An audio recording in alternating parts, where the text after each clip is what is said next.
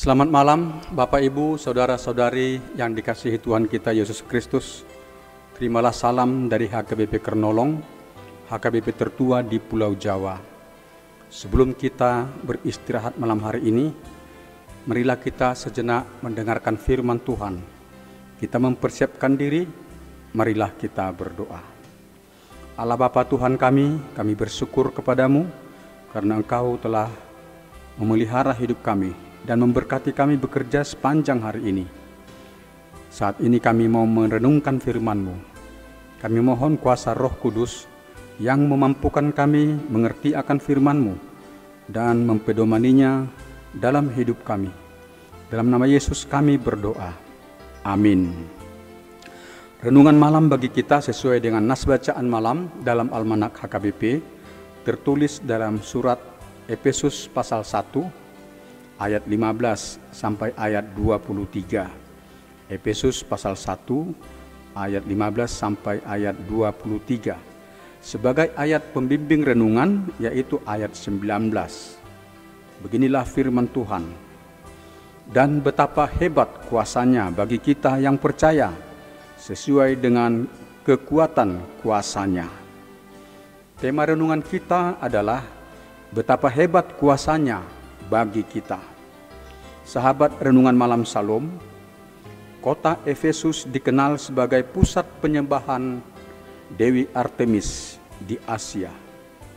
Di tengah-tengah semarak penyembahan Dewi Artemis itu, Rasul Paulus bersama dengan Gaius dan Aristarkus memberitakan Injil, menyaksikan keselamatan di dalam Yesus Kristus. Semula pekabaran Injil itu mereka utamakan kepada orang Yahudi yang mengunjungi rumah ibadat Yahudi dan menjelaskan Injil kepada orang Yahudi yang beribadah itu. Tetapi kebanyakan orang Yahudi menolak Injil tersebut. Bahkan beberapa orang dengan keras mengumpat Injil yang diberitakan oleh Paulus. Mereka mengumpat Injil itu di depan banyak orang. Karena orang Yahudi di rumah ibadat itu bersikap menolak Injil, maka Paulus mengabarkan Injil kepada orang-orang Yunani, para penyembah berhala, dan banyak dari penyembah berhala itu menerima Injil. Mereka merindukan jaminan keselamatan dan mereka menemukannya dalam pengajaran Injil. Lalu mereka membakar kitab-kitab sihir dan benda-benda yang mereka pakai dalam penyembahan berhala dan praktek-praktek klinik itu. Dan mereka dibaptiskan ke dalam nama Yesus Kristus. Mereka menjadi jemaat yang tekun mendalami firman Tuhan. Dalam rentang waktu pelayanan selama 2 tahun lebih, pemberitaan Injil maju sangat pesat di kota Efesus. Melihat banyaknya penyembah berhala telah menerima Injil, bangkitlah kemarahan Demetrius, seorang pengusaha patung-patung Artemis. Lalu ia mengerahkan banyak orang Efesus membuat kerusuhan dan menganiaya jemaat Kristus. Paulus ingin menghadapi perusuh-perusuh itu, tetapi jemaat mencegahnya dan segera memberangkatkan Paulus dari Efesus untuk meneruskan pelayanan pekabaran Injil ke Makedonia. Kesaksian itu dapat kita baca dari Kisah Para Rasul pasal 19 ayat 18 sampai dengan ayat yang ke-19. Meski mengalami intimidasi dan penganiayaan, namun jemaat di kota Efesus dalam pelayanan Gaius dan Aristarkus tetap setia beriman kepada Tuhan Yesus. Kesetiaan iman jemaat juga berbuah dalam kemurahan hati, di mana mereka memberi bantuan menolong banyak orang Kristen yang hidup dalam keprihatinan. Paulus yang sedang mengabarkan Injil di Makedonia mendengar berita sukacita tentang keteguhan iman jemaat Efesus, pertumbuhan persekutuan jemaat itu, dan buah iman jemaat dalam pelayanan kasih kepada orang Kristen yang dalam keprihatinan. Paulus mengatakan bahwa iman dan kasih jemaat Efesus menjadi teladan bagi banyak jemaat di berbagai kota. Itu dapat kita baca dalam pasal 1 ayat 15 dan ayat 17. Mengingat kerasnya perlawanan baik dari orang Yahudi maupun penyembah berhala terhadap jemaat, dan jemaat terus bertumbuh dalam iman dan dalam persekutuannya, Rasul Paulus bertekun menaikkan doa syukur dan menopang jemaat dengan doa syafaatnya kepada Allah. Iman itu tidak dengan sendirinya bertumbuh semakin teguh atau semakin dewasa dan berbuah. Ada iman seseorang yang tidak bertumbuh, tidak mendewasa. Rasul penulis kitab Ibrani menegur kelambanan pertumbuhan iman jemaat Ibrani. Ia mengatakan, "Kamu telah lamban dalam hal mendengarkan, sebab sekalipun kamu ditinjau dari sudut waktu, sudah seharusnya menjadi pengajar.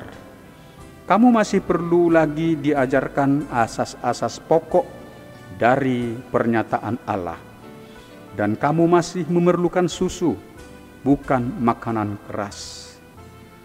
Teguran kepada jemaat itu dapat kita baca dalam Ibrani 5 ayat 11 sampai ayat 12.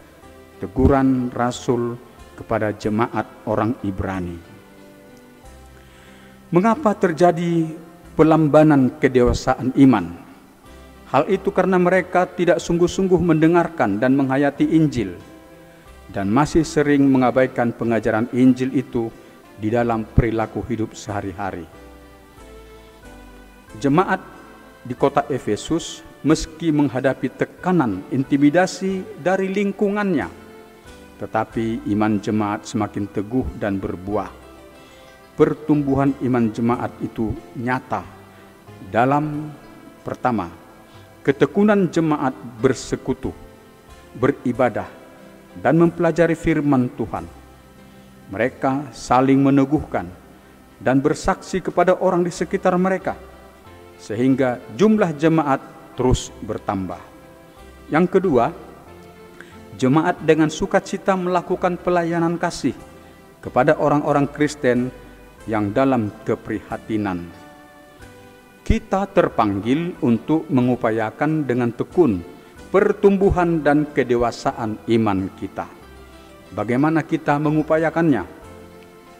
Hendaklah kita senantiasa bersungguh-sungguh dalam peribadahan dan persekutuan kita dengan Tuhan kita Yesus Kristus.